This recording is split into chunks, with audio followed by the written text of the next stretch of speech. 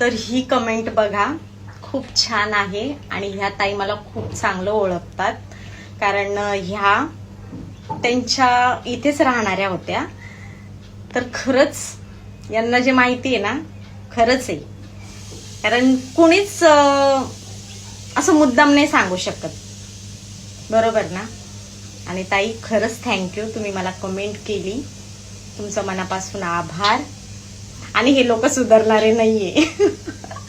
तुम्हालाच माहिती आहे चांगलं की धावपळ करून पण काही फायदा झाला नाही बरं का माझा. हा, या लोकांनी मला खूप धोका दिलाय, दोघींनी मिळून. जाऊ द्या,